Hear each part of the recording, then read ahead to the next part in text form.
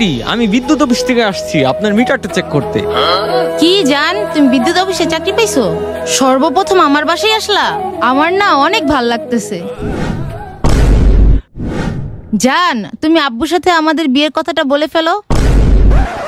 কথা তো খারাপ কও নাই, একটা কাম করো, তোমার আব্বুরে ডাক দাও, আমাদের পরিচয় করায় দাও, না হইতে তোমার আমার বিয়ের কথা কুমু কেমনে। আচ্ছা ঠিক আছে, ডাক দিতেছি। আব্বু, আব্বু একটু এদিকে আসেন তো, দেখেন কে আসছে। আপনার হবু জামাই আসছে। কি হইছে? এরা কারা?